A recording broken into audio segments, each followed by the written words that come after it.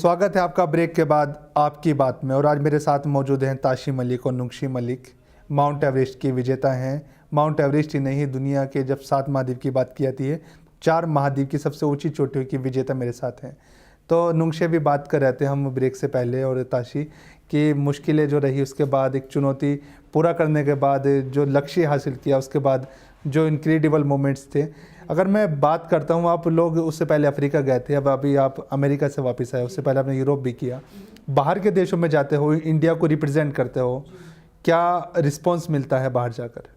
जी, अगर आप रिस्पांस की बात करें तो हमें काफ़ी अच्छा मिलता है। इट्स समथिंग लाइक जैसे इंडिया में जब क्रिकेट खेलते हैं लोग, जब लोग बाहर से आते हैं खेलने में, एंड इंडिया जब खेल रहा होता है, आई थिंक जितना प्राउड इंडियंस को फील होता है उस दौरान, बिकॉज वो लोग खेल रहे हैं अच्छा, आई थिंक वही फीलिंग हम लोगों के लिए होता है as a sports person.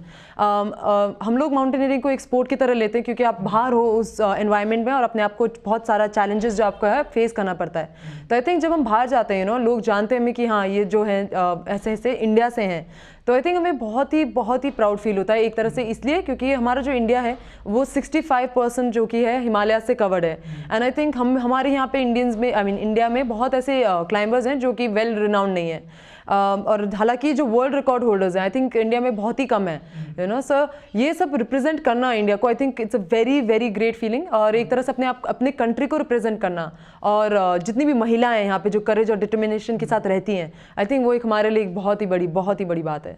Ji, America गए, यूरोप गए, आप अफ्रीका गए, जी क्या रहा वहाँ पर? हाँ, वहीं पे लाइक अफ्रीका में जब हम लोग गए पहली बार तो उनका कल्चर हमारा कल्चर बिल्कुल अलग है, लेकिन आई थिंक हम एक दूसरे के कल्चर से सीखते हैं। एंड क्लाइंबर्स का यही होता है क्योंकि आप नए जगह जा रहे हैं, आप लोगों से मिलते हैं, आप उनके बारे में भी सीखते हैं, तो आपका ये जो माउंटेनियरिंग एक्सपीरियंस रहता है वो हमेशा एक तरह से कलरफुल रहता है, बिकॉज आप अपने बारे में नहीं लोगों के बारे में जान रहे हैं, वो पहाड़ के बारे में जो हमने शायद सिर्फ किताबों में सुना है। सो आई थिंक वहाँ पे जाके लोगों से मिलना और ये सब क्लाइंबिंग करना, इतने क्लाइंबर्स हैं जो हमें शायद बुक्स में नहीं दिखते हैं। हमें याद है जब हम लोग 6th स्टैंडर्ड में तब Tenzing Norgay and Edmund Hillary का हमने सुना था, लेकिन अगर अब देखें तो इतने क्लाइंबर्स हैं जो कि इतने पहाड़ चढ़ चुके हैं, एंड वो भी फर्स्ट असेंस होते हैं। तो आई थिंक क्लाइंबिंग फील्ड ऐसा है जहाँ पे आप लोगों से मिलते हैं और उनके बारे में यही जानना जान पाते हैं, क्योंकि ये उन्हीं का फील्ड है। एंड हमें कभी एक्सप्लेन करना नहीं पड़ता कि हम पहाड़ क्यों चढ़ते हैं। कैसा क्षेत्र है इसका? अगर हम क्लाइंबर की बात करते हैं, जैसे लगातार आपने भी कहा कि 2-4 प्रतिभाओं को अगर छोड़ दे या फिर 2-4 बड़े नाम छोड़ दें, हम माउंट एवरेस्ट की बात करते हैं, तो बहुत सारी प्रतिभा ऐसी लोग जानते भी नहीं है कि हमारे बीच में हमारे साथ ऐसे लोग भी रहते हैं। जी, जैसा हमारे साथ ही जब हम लोग एवरेस्ट चढ़ रहे थे, हमारे साथ एक सऊदी अरेबिया की जो पहली लड़की है, इनफैक्ट आई थिंक वो पहली मुस्लिम भी थी, पर उसका नाम रहा मोहराक है, वो भी हमारे साथ चढ़ी है। तो लेकिन उतना वो हमने सुना नहीं है उसके बारे में एंड हमारे साथ जैसे वो पाकिस्तान की चढ़ी है समीना बेग, हम लोग ने एक साथ झंडा ले रहा है, आई थिंक उसका भी हम लोग उसको तो कभी नहीं भूल सकते, बिकॉज वो हमारे साथ काफ़ी अच्छा हमने बॉन्ड शेयर किया था। बट ऐसे जैसे हम रेनॉल्ड मेसनर है, वो तो एक लेजेंड है माउंटेनियरिंग में, लेजेंड रह चुके हैं। तो वो हमें ये सब नहीं मालूम होता जब हम यहाँ पे रहते हैं, लेकिन जब हम जाते हैं, जैसे जब हम नेपाल गए एवरेस्ट के टाइम में, हमें काफ़ी ऐसे क्लाइंबर्स मिले जो स्पेन में बहुत माने जाने हैं। एलेक्स सिकॉन है जो स्पेन के काफ़ी रिनाउंड क्लाइंबर है, तो हमें जानने को मिलता है।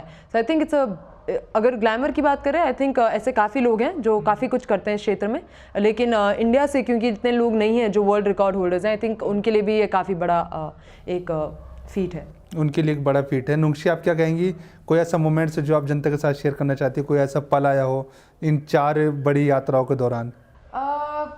हाँ, मेरा जो अमेरिका का था वो काफ़ी इंटरेस्टिंग था, क्योंकि वहाँ पे जो विंड स्पीड है काफ़ी स्ट्रॉन्ग रहता है। तो अक्सर जब बच्चे किताबों में भी पढ़ते हैं उनके उसमें आता है जो सबसे डिस्ट्रक्टिव विंड जो कि 80 से 90 नॉट जितना होता है। सो उतना हमारा इस टाइम अमेरिका में था, और ये पहली बार हुआ था जब हम लोग को कोई रास्ते से किसी चीज़ ने हटा दिया हो, क्योंकि इतना स्ट्रांग था वो, हम लोग जैसे चलते थे वो विंड इतना स्ट्रांग था कि मतलब ना हम आगे नहीं बढ़ सकते थे, बिल्कुल उसने वहीं पे रोक के रखा था। और उससे एक्चुअली पता चलता है कि हम लोग क्या है इस दुनिया में, बहुत ही छोटे से क्रीचर्स हैं और हम लोग नेचर को फाइट नहीं कर सकते।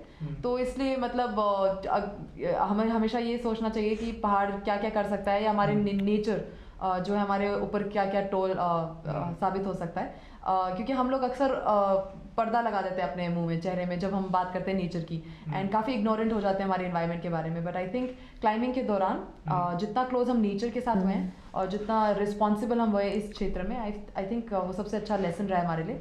एंड हमने बहुत कुछ सीखा है पहाड़ों में, यू नो डिफरेंट कल्चर से लेके आपका डिफरेंट स्टीरियोटाइपिंग जो आपका इस फील्ड में होता है, वो सब से लेके आप कैसे इंसान हैं, उस सब में कुछ ना कुछ डिसीजन बनाने में हमें मदद किया है। सो काफ़ी अच्छा एक्सपीरियंस। हवा के तेज बहाव ने आपका रास्ता रोक दिया था उस वक्त पर। जी जी जी।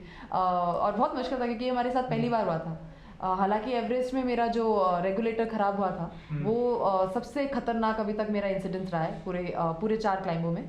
क्योंकि एक टाइम ऐसा था जब हम हिलरी स्टेप से नीचे आ रहे थे सबमिट करने के बाद, मेरा मतलब मैं अनकॉन्शियस हो गई और बिल्कुल हिलरी स्टेप से पहले मतलब मैं बेहोश हो गई। तो 5 मिनट तक मुझे नहीं पता था मैं कहाँ हूँ।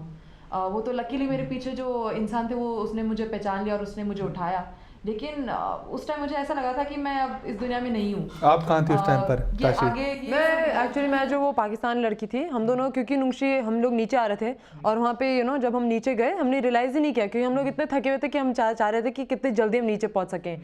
तब एक पॉइंट था जब हाँ हम मुड़ के मुड़ी मैं, लेकिन मेरी बहन नहीं थी तो मैं रुक गई मैं कि हाँ कहाँ है। तब देखा उसे पीछे आ रही थी बहुत धीरे धीरे, तो फिर तब जाके मैं उसके लिए रुकी। बट हाँ मुझे तो रियलाइज़ ही नहीं हो रहा था कि हम कहाँ हैं, बिकॉज उस टाइम कॉन्शियस से नहीं रहता है इंसान, बस सोचता है कि कब नीचे पहुंचे। इतना थकावट होता है कि बस ऐसा लगता है वहीं पे बैठ जाए, लेकिन वही होता है क्लाइंबर को बार बार रिमाइंड करना पड़ता है अपने आप को कि नहीं नीचे पहुंचना है किसी भी हालत पे।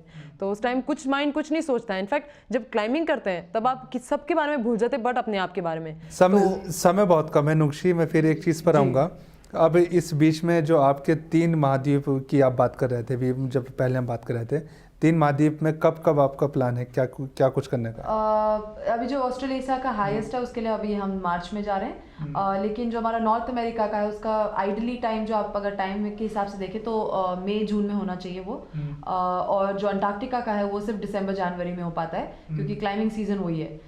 विंटर में बहुत ही मुश्किल हो जाता है, तापमान -80 डिग्री पहुंच जाता है वहाँ। सो वो क्लाइंबिंग सीजन ही दिसंबर जनवरी है।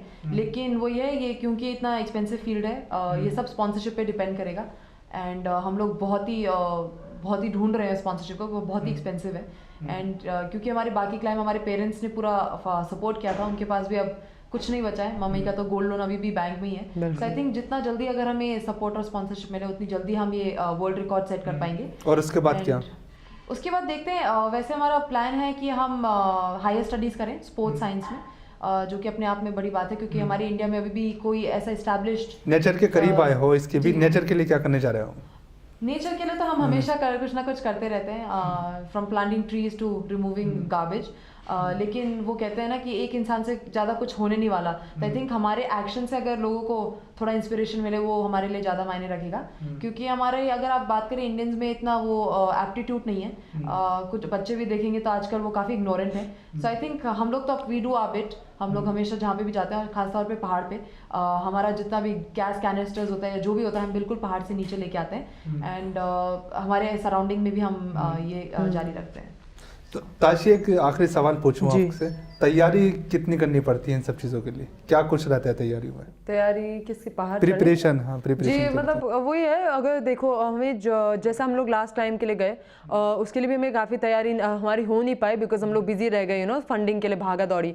बट इसके लिए काफ़ी प्रिपरेशन चाहिए होता है बिकॉज आप जानते हैं कि हम लोग ऐसे हाइट में जाते हैं जहाँ पे बॉडी इतनी आसानी से एक्लिमेटाइज नहीं होता है। तो उससे पहले हमें लाइक हम लोग जो रेगुलर फॉलो करते हैं वो होता है हमारा जो स्ट्रेंथनिंग एक्सरसाइजेज है वो हम हर दिन करते हैं लाइक इन सेट्स। क्या होता है उसमें क्या होता है जो आपके वेट्स हैं, हम लोग वेट लिफ्टिंग करते हैं एक तरह से ताकि हमारा जो स्टेमिना लाइक बॉडी है वो थोड़ा फिट रहे। हर दिन हम लोग कम से कम 15 किलोमीटर वो जो ट्रेडमिल में हम दौड़ते हैं। एंड उसमें आजकल क्योंकि ट्रेडमिल में वो एलिवेशन का आगे सिस्टम, उसमें हम लोग पिट्ठू लेके लाइक बैकपैक लेके 15-20 kg उसमें हम लोग उसमें इंक्लिनेशन में हम लोग उसे हर दिन करते हैं। तो आई थिंक ये सब हमें जारी रखना पड़ता है बिकॉज हमारा बॉडी अदरवाइज गिव अप कर जाता है पहाड़ों में। एंड डाइट अगर आप देखें हमारा डाइट भी बहुत अलग हो जाता है। हमें बहुत ही प्रोटीन और हाई कैलोरी का एक्चुअली प्रोडक्ट्स खाना पड़ता है एंड वो आजकल मार्केट में आ गए हैं। तो आई थिंक वो सब लेके हमें अपने आप को फिट करना पड़ता है क्योंकि पहाड़ों में हम लोग बहुत आसानी से लूज़ करते हैं। इनफैक्ट जब एवरेस्ट हमने किया था 12 kg हमारे घट गए थे एंड उसके बाद हम सिर्फ घटा ही रहे हैं तो हमारा कुछ गेन नहीं हो रहा है। सो आई थिंक हेल्थ जो है आपका उसमें से मेंटेन होना चाहिए। सो ऑल दीज प्रिपरेशंस, पर अभी देखते हैं क्योंकि हमारा टाइम अभी नेक्स्ट है और हमारे पास इतना टाइम भी नहीं, तो हम लोग ये जो एक्सरसाइजेज है हम लोग फिर भी जारी रख रहे, हम लोग हर दिन करते हैं। बट जब ऐसा टाइम आता है कि हाँ जब टाइम नहीं मिलता है तब तो क्योंकि हम लोग एक क्लाइंब के बाद हमारा दूसरा होता है, तो बॉडी वैसे भी एडजस्ट कर लेता है वो एनवायरनमेंट में, तो बस वही रहता है ज़्यादातर मेन ट्रेनिंग में। तो काफी कुछ लगता होगा, पूरा पूरा दिन लग जाता होगा इतनी सारी जी तैयारी। बिल्कुल, हम लोग उठते हैं 7-8 बजे हमारा शुरू हो जाता है ये, तो जब हम लोग एक्सरसाइज कर रहे होते हैं तब हाँ हमें सिर्फ फोकस रहना पड़ता है और ज़्यादा डिस्टर्बेंस नहीं रखते हम अपने आप में, तो जी ये सब हमारा तो हर दिन का वो रहता है। कैसा लगता है, लास्ट सवाल, उत्तराखंड का नाम रोशन कर रही हो, देश का नाम रोशन कर रही हो पूरी दुनिया के अंदर? जी बहुत अच्छा लगता है एक्चुअली, क्योंकि ये ऐसा फील्ड है वेरी डिफरेंट। आई थिंक हम लोग क्योंकि ये सब कर रहे हैं बहुत ही खुश हैं हम दोनों कि हमने ऐसा कुछ चूज़ किया, क्योंकि नाम आना इज़ डिफरेंट, बट अपने स्टेट के लिए या अपने कंट्री के लिए, क्योंकि हम लोग इंडिया से हैं, आई थिंक हमारे कंट्री के लिए करना हमारे लिए बहुत बड़ी बात है, तो बस बहुत ही खुशी होती है। जी क्या मैसेज देना चाहेंगे जनता को, महिलाओं को खासकर? अगर माता पिता मुझे सुन रहे हैं, मैं उनको यही कहना चाहूँगी कि अपने बच्चों को, खास तौर पे लड़कियों को समझें, उनको एक दोस्त की तरह देखें और उनकी ज़रूरत को समझें और उनको सपोर्ट करें जिस चीज़ में वो करना चाहते हैं। अच्छा, क्योंकि अक्सर क्या होता है हम लोग भूल जाते हैं उनको देखना, एंड हम लोग डिप्राइव करते हैं लड़कियों को। सो आई जस्ट होप कि आप अपनी बच्चियों को सपोर्ट करें और उनका सपना साकार करने के लिए मौका दें। शुक्रिया बहुत बहुत ताशी मलिक, नुंगशी मलिक। तो आपकी बात में आज ये प्रतिभा हमारे साथ रही और जो आपने देखा कितनी छोटी सी उम्र में देश का नाम रोशन कर रही है, उत्तराखंड का नाम रोशन कर रही है, महिला होकर किसी से पीछे नहीं है और वो सारे रिकॉर्ड अपने नाम पर दर्ज कर लिए जो एक पूरी उम्र उसके लिए लग जाती है। अगर हम बात करते हैं ट्विंस 2 बहनों की, तो अब तक दुनिया में कोई ऐसा नहीं जिसने 4 महाद्वीप की सबसे ऊंची चोटियों को फतेह किया हो या फिर माउंट एवरेस्ट को ही फतेह किया हो।